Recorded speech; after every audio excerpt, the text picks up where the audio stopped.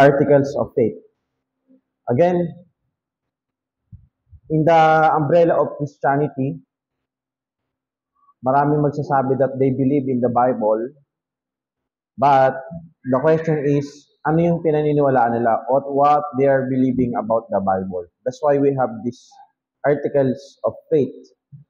Sa Iglesia ni Cristo, meron silang, I think, 24 pillars of faith. Sa JIL, may ganyan din, 16 pillars of faith, or if I'm not mistaken. So we have articles of faith, and we're here in Article 10 of the freeness of salvation. Ang ibig sabihin yung ang kaligtasan natin ay libre. So in the before the Reformation, di ba pinag-aralan niya sa history, before the medieval period, before the Reformation, the Catholic Church taught or teaches that in order for you to have salvation is for you to buy indulgence. Bumili ka ng indulgence. It's like a ticket to heaven. So, that's why Martin Luther and all the reformers debunked that teachings. And clearly, in the Bible, we can see that the salvation is only by the grace of God. It's free. Ito ay hindi nabibili. Ito ay hindi pinagtatrabahuhan. Ito ay libre. We believe in God's electing grace. What does it mean? That the blessing of salvation are made free to all by the gospel. Kaya, walang maliligtas na hindi nakapakinig ng ebanghelyo ng Panginoon or ng good news. So may mga tao na nagsasabi or may mga teacher na nagsasabi, pwede daw maligtas ang tao kahit hindi nila napakinggan yung pangalan ni Jesus. So actually, that is a Catholic doctrine. Tayo, kailangan ang isang tao mapaniwalaan niya yung ginawa ni Kristo sa krus ng Kalbaryo. Kung sino si Kristo at nung kanyang ginawa. Yung mga questions sa question na paano yung mga tao nasa kuweba, liblib na lugar, paano sila maliligtas. So, ang sagot natin dyan, kailangan merong pumunta sa kanilang missionary or Christians na mag-share ng gospel. So, hindi tayo naniniwala na may magpapakita sa kanilang Jesus or angels para sila maligtas. Hindi na. Okay? Are made free to all. Sa lahat ng tao. Bata, matanda, lahat ng tao. That is the immediate duty of all to accept them by a cordial, penitent, and obedient faith, and not prevent the salvation of the greatest sinner on earth, but his own inherent depravity and voluntary rejection of the gospel. So, ang tao, kailangan niyang paniwalaan. Kaya nga, makinig kayo, no? Ang salvation, ano yan? Ang faith, ang pananampalataya, na may tatlong masasakupan yan. Yung head, yung heart, tsaka yung action, o yung volition. So, you cannot be saved kapag hindi kompleto yung tatlo. So, yung mind, intellect, it means you need to understand the gospel. Kaya ang tao, pag pina-explain mo sa kanya bakit siya naligtas at hindi niya ma-explain, hindi ligtas yun. Ngayon, may mga tao naman na hindi nila ma-articulate verbally yung salvation nila, baka naman sa sulat. Depende din.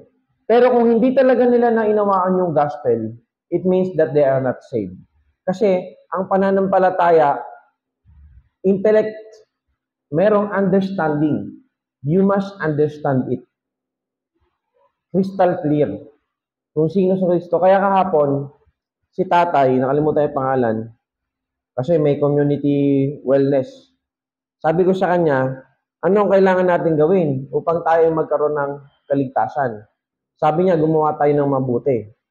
So, Pag soul winner ka, hindi ka sasabihin mo, oo. Kasi mali yun.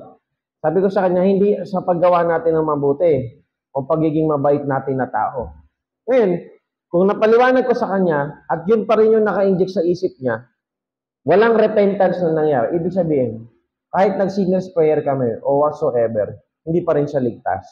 Naintindihan natin? So, you must understand intellectual assent, kumbaga. And then, meron ding tinatawag na emotional assent. Ano ibig sabihin noon?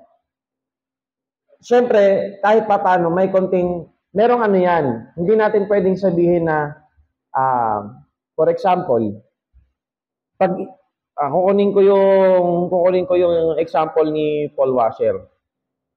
Pag ikaw, naka-encounter ka ng 10-wheeler truck, bumangga sa'yo, ano mangyayari? Siyempre, mamamatay ka, magkakalusog-lasog ang katawan mo. So, merong impact na mangyayari. Now, the question is, sino ang mas makalaki? From that analogy, sino ang mas malaki? Ang Diyos o ang 10-wheeler? Answer. Ang Diyos. Ibig sabihin, when you encounter God, magkakaroon talaga ng impact sa buhay ng isang makasalanan. Meron talagang pagbabago. Merong impact. Merong difference. Okay? So,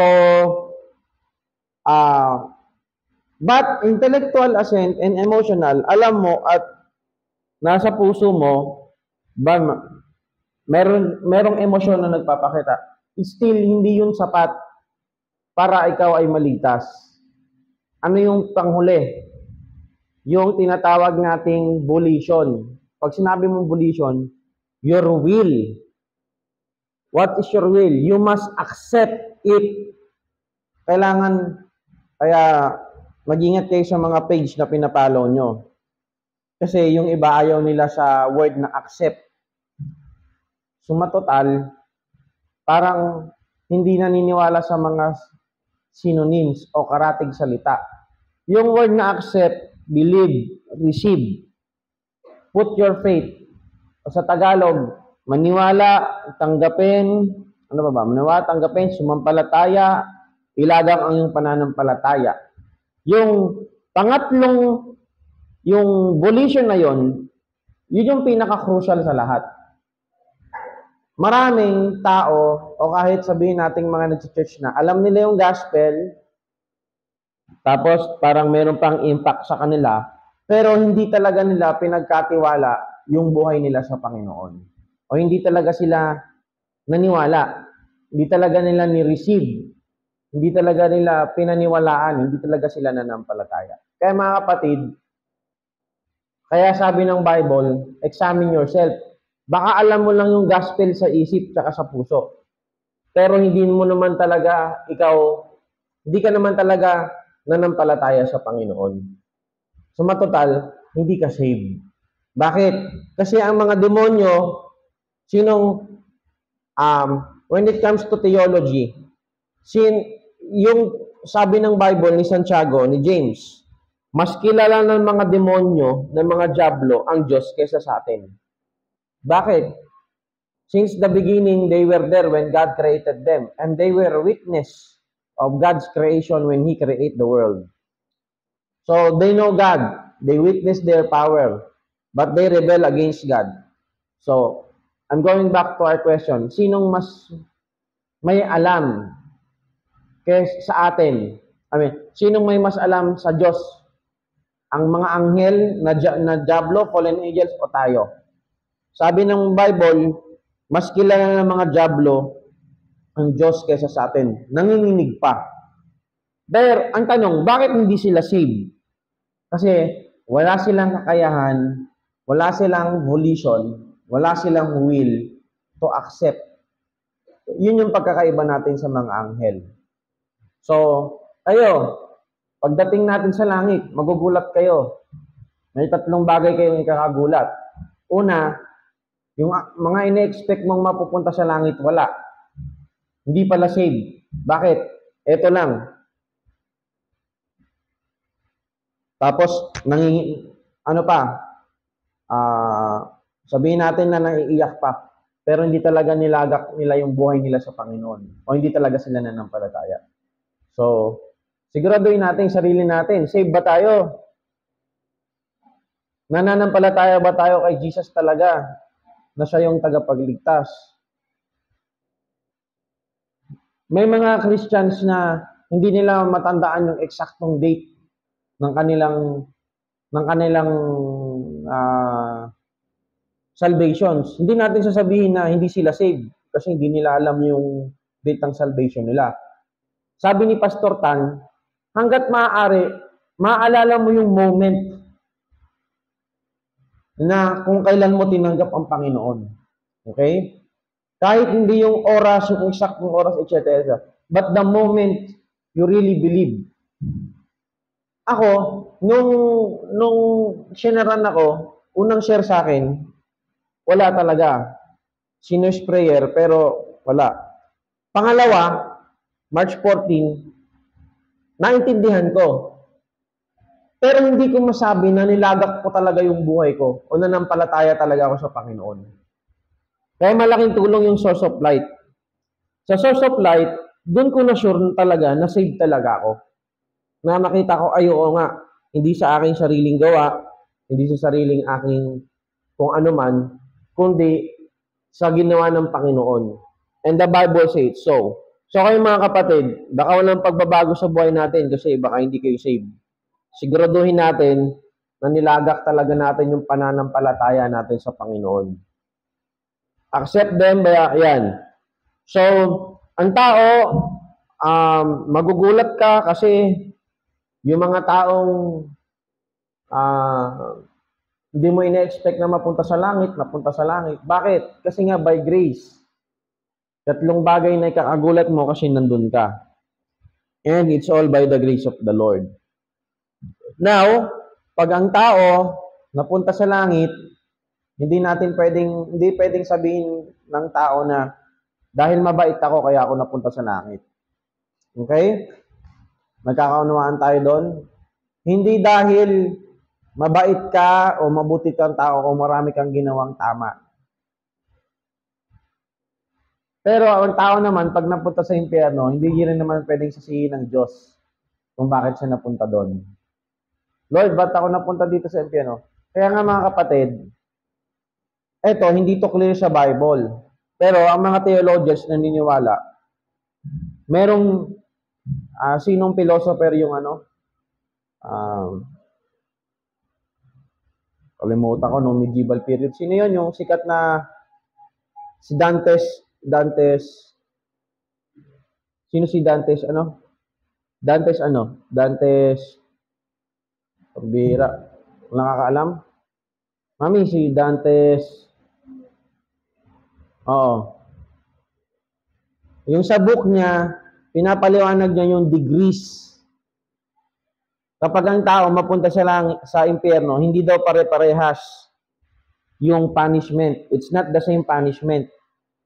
Sabi naman ng mga theologians, yung mga pinakamatinding punishment ng tao na napunta sa impyerno ay yung mga taong marami nilang beses na pakinggan yung gospel pero ni-reject nila o hindi nila tinanggap.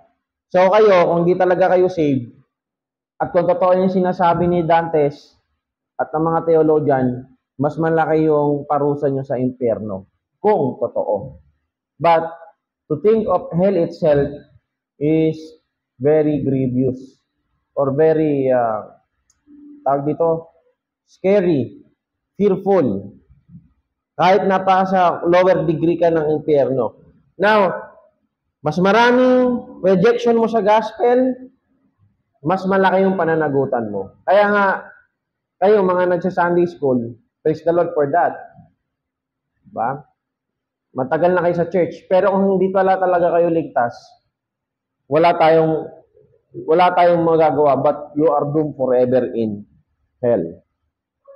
Which in rejection involves him in an aggravated condemnation. Pag sinabi mo aggravated, hindi totoo yung sinasabi ng mga tao na Kapag napunta na sa impyerno, masasanay na lang din. O natin, to be in hell is aggravating. Pag sinabi mo nga aggravating, yung friend mo na nananahimik ka, pero ganun ang ganun sa tenga mo, di ba nakakairita yun? Asar ng asar sa'yo. Hindi yung, ay, pag napunta naman ako sa impyerno, masasanay naman ako. No, no, no, no. It's aggravated condemnation.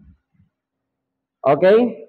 Magbukas tayo ng scripture sa articles of faith.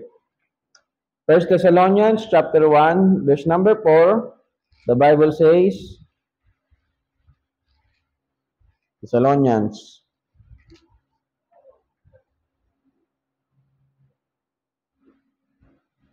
First Thessalonians 1, verse number 4. Ayan, knowing, brethren, beloved, your election of God, for our gospel came not unto you in word only, but also in power and in the Holy Ghost, and in much assurance, as you know what manner of men were among you for your sake. So, this verse emphasizes that we need the gospel in order for us to be saved. How about Colossians 3, verse number 12?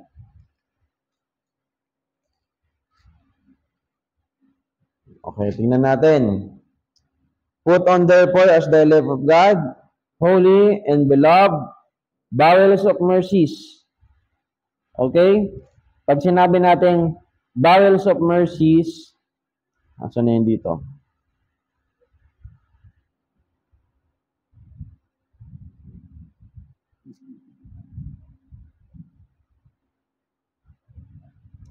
Or tender mercies, kindness, humbleness of mind, meekness, and long-suffering.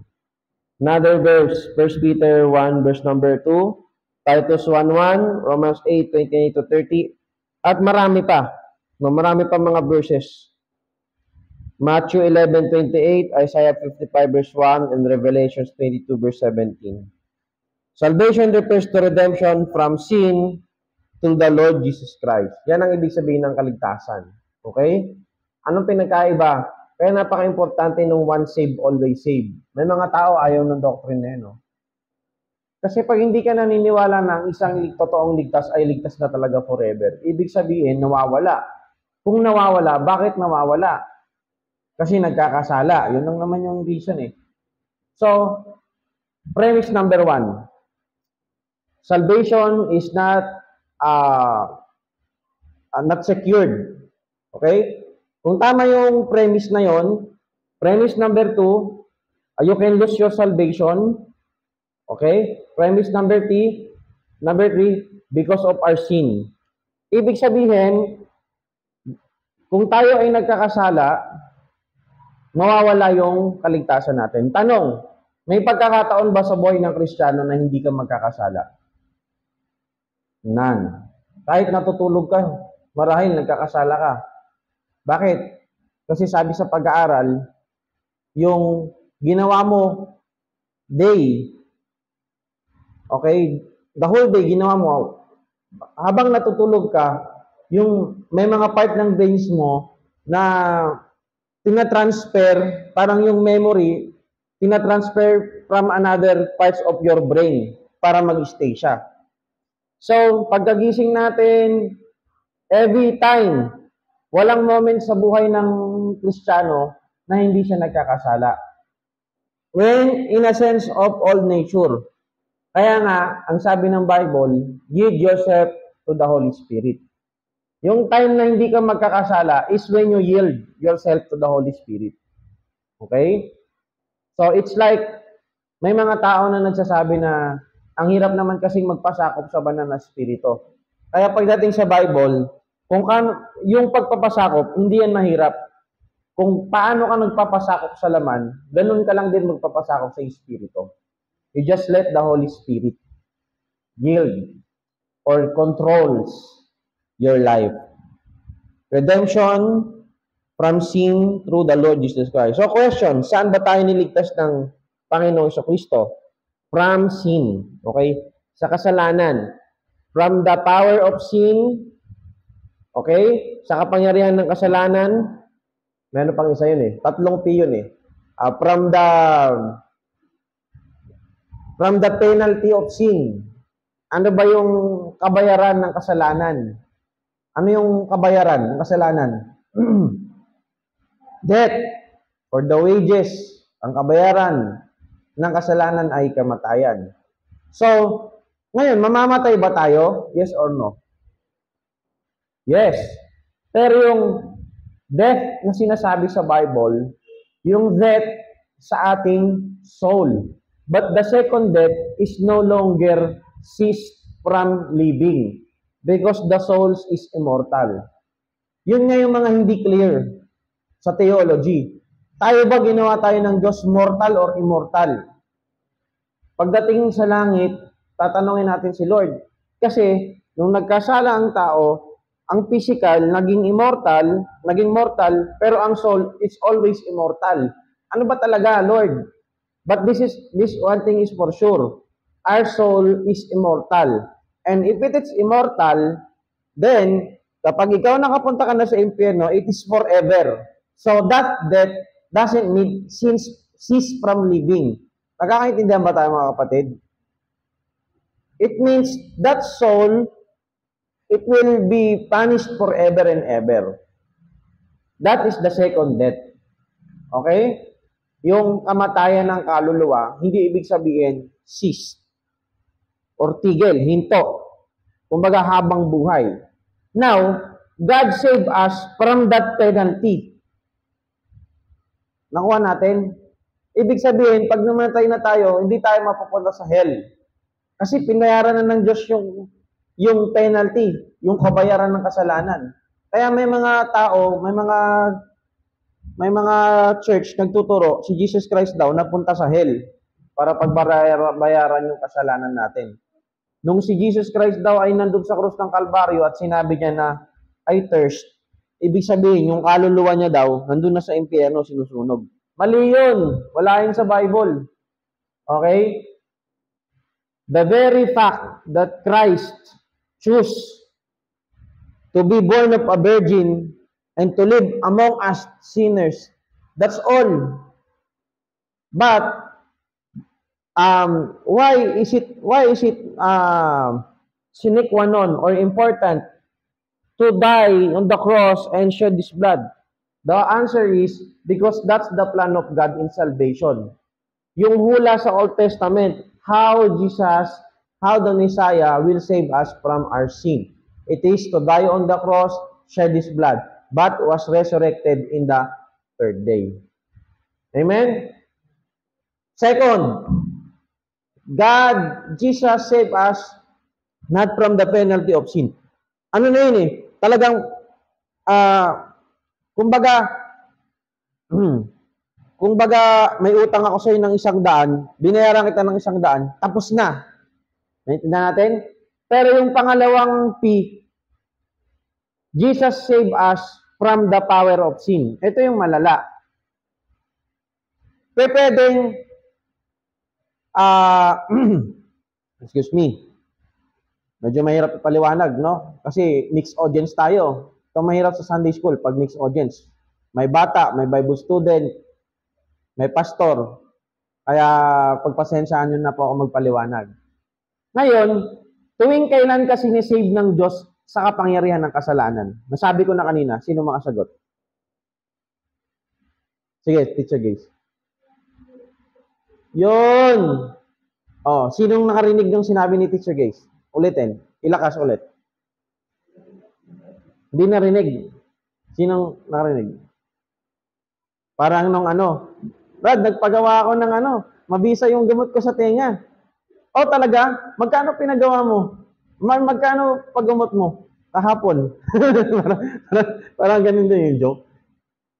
Ulitin ko. Sinong nakarinig? Giselle, nandiyan yung sinabi. Ulitin ko, tuwing kailan tayo sinisave na, tuwing kailan natin masasabi na save tayo mula sa kapangyarihan ng kasalanan?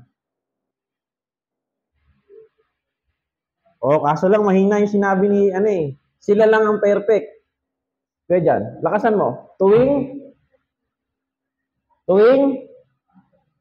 Sige, Lakasan mo. Actually, yung lead, hindi siya absolute word for that. Ano pa? Tuwing ang Holy Spirit na-yield, nakokontrol tayo ng Holy Spirit. Yun yung time na ligtas tayo sa kapangyarihan ng kasalanan. Pag sinabi mo kasing nililid, meron ka pa rin choice kung magpapa-control ka o hindi. Nililid ako ng Holy Spirit, mag-soul winning. Ay, ayoko nga. Kasalanan yun. So, nakakaligtas tayo sa kapangyarihan ng kasalanan. Ibig sabihin, nung tayo ay hindi pa ligtas, wala pa tayong Holy Spirit. Pag ang temptation, meron siyang inalok, tayo, magigibin agad. Gets nyo? Ulitin ko nung hindi pa tayo ligtas, may temptation, pre, alak. Sige. But, when we got saved, nung sinabihan ka na, pre, alak, ang Holy Spirit sasabihin sa'yo, wag. Meron ka ng kapangyarihan. Pero hindi ibig sabihin nun na nasa choice mo pa rin kung magpapa-yield ka, kung susundin mo yung panawagan ng Holy Spirit na tanggihan mo. Kaso lang, ano nangyayari? Dahil wala kang prayer sa umaga, wala ka pang Bible reading, late ka pa sa church, etc., wala na. Mahirap mo mapakinggan yung sinasabi ng Holy Spirit. Okay? Pangatlo, dito hindi pa tayo saved. God save us from the penalty of our sin. God save us from the power of sin. Dito, hindi pa talaga tayo saved. God will save us from the presence of sin. Bakit presence? Yung presensya ng kasalanan, andyan pa. Ang kasalanan, laging nakasurround sa atin. In the Bible, when it talks about old man, our flesh, it talks about old man. Kaya nga, hindi tayo pabuti ng pabuti. Alam niyo ba, pag patanda ka ng patanda, pasama ka ng pasama. Hindi totoo na, ay yung old nature natin, basta yung the church ka, pabutihan ng pabuti. No, pasama ka ng pasama. Kaya ang kailangan mo, hindi mo papairalin yung old nature mo. Halimbawa, nakakita ka ng wallet, may pangalan, may nakalagay na 10,000, anong sasabihin mo sa Panginoon?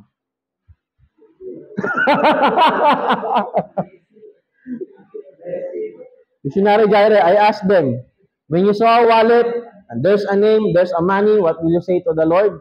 They said, thank you, Lord. No. Thank you, Lord, sa blessing. Hindi. Kukontakin, sasabihin sa'yo ng Holy Spirit, ibalik mo. Paano pag walang pangalan? Ganito yung prinsipyo niya na, kumbaga practicality, kapag mga 20-20, pwede na sa'yo na yun, blessing na yun. Pero yung 10,000, 1,000, saan mo dadalhin? Hindi sa bulsa, sa barangay. Sa barangay or sa police station. Kasi, may pupunta doon, may magkiklaim niyan. Okay? Bibigay mo sa mga police. Alright. So, when God will save us from the presence of sin, kailan tayo isi-save ng Panginoon mula sa presensya ng kasalanan?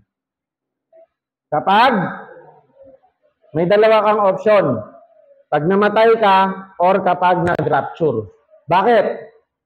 Pag nag-rapture, yung old man natin, yung flesh natin, the corruptible will change into incorruptible.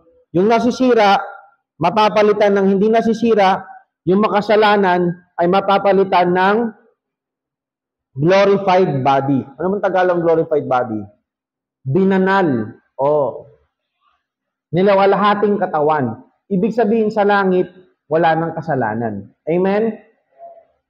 Hindi na natin maaalala o hindi na natin magagawa yung mga kasalanan na nagagawa natin dito. Ang dami kayang kasalanan. Diba? Yung pagpatatato, kasalanan yan eh. Bakit? You study science, study history, pero kung dati may tattoo ka na, ito naman, siyempre, wala pa tayo, Pero ikaw, Kristiyano ka na, tapos gusto mo pang magpatato dito, Jesus loves you. Wala akong pakialam. Sasabihin ko sa'yo, mali yan. Scientifically, medically, historically, and biblically. Okay? Paano yung pagbibigote? Hindi kasalanan yun. Pero alam niyo sa mga Pentecostal, bawal sa kanila magpabigote. Kasalanan. Hindi daw yun apostolic. Hindi daw yun Pentecostal. Hindi naman tayo Pentecostal, kaya okay lang. The need for salvation. Because God is holy. 2 minutes. Man is sinful. Nothing man can do to earn God's favor. And the way of salvation is through Jesus Christ alone. Pinag-usapan natin yan. Without works, the source of salvation, only the Lord Jesus Christ. Because He is able to save. He is willing to save. Ang Diyos, si Kristo, willing tayong i-save.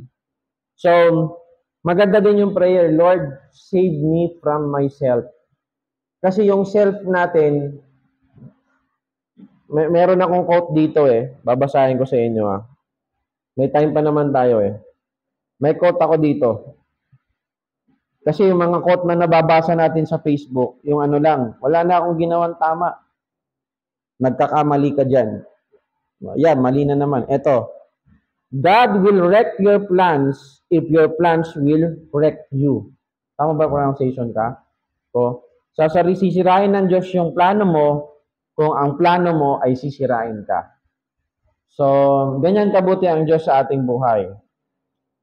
Amen? Next, 3 method of salvation. The salvation is always by the blood. The blood must be innocent and shed and applied.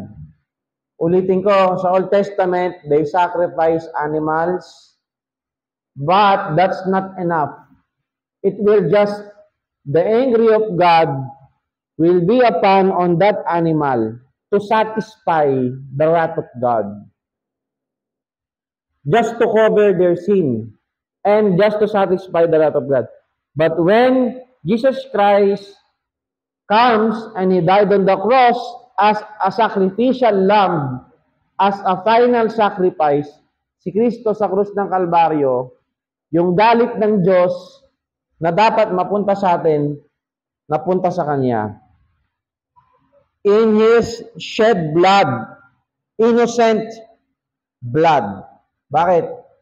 Kasi kahit isa, walang ginawa ang si Jesus Christ na kasalanan. That's why Christ said in Isaiah chapter 53, di ba? Buksan natin. Mag-overtime tayo ng konti.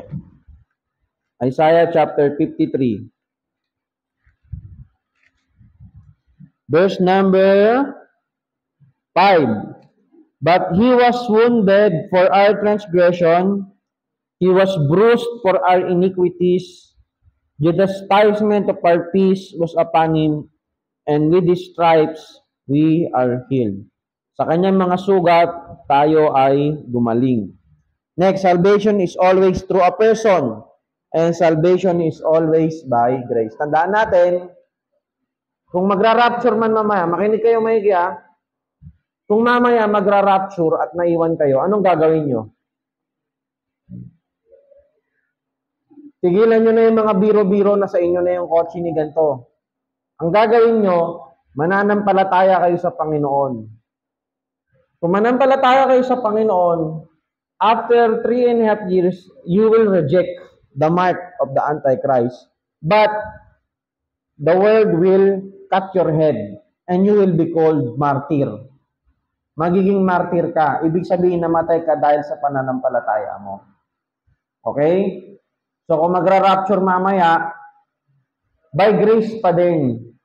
Sa pananampalataya pa din, sa biyaya pa rin ng Panginoon, maliligtas ka. Tanggapin na natin ng katotohanan na hindi lahat ng taong umaapak dito sa simbahan ay mapupunta sa langit. Kasi yung iba dyan, kunya-kunyari lang. Yung iba dyan, hindi talaga ligtas. Kaya siguraduhin mo kung ligtas ka. Meron bang pagbabago sa buhay mo? Meron bang Holy Spirit na nagsasabi sa iyo na every time na nagmumura ka, nakokonsensya ka? Or lumaki ka sa church, walang pagbabago. Kasi akala mo, kailangan mo lang gawin to dahil kay papa, mama, tatay, nanay. Pero hindi mo talaga na-encounter si Lord. So, sorry for you. But you still have time to repent and believe the gospel. Let's all stand up and let's pray. Father, thank you for this Sunday school. We believe, Lord, that our salvation is always by grace to our faith. And thank you for the Lord Jesus Christ. Thank you for what He has done in our life. He shed blood and applied on the cross. And not only that, but He was resurrected on the third day. We pray, Father, na if someone here or those children that come here, adults, all of us, that they're not really sure about their salvation, may you convict them by the Holy Spirit that they need to repent and they need to believe the gospel. They need to believe the Lord Jesus Christ, who is sufficient for our salvation, died on the cross, buried, and was resurrected on the third day. May we emphasize the gospel in our life. Tayo mga saved na, dapat we don't just need the gospel in times of salvation, but also after our salvation. All things must restrained by the gospel. Tama ba ito? Kaya po, Ama, dalangin namin na patuloy niyo kaming i-lead ng banal na Espiritu na kami po ay magpa-control, yield by the Spirit. And may you bless our Sunday School offering. May you empower our preacher this morning and also our preachers, especially Pastor Bong. And of things we ask in the name of our Lord Jesus Christ. Amen. Amen. Pagkatapos po ng ating Sunday School offering, take po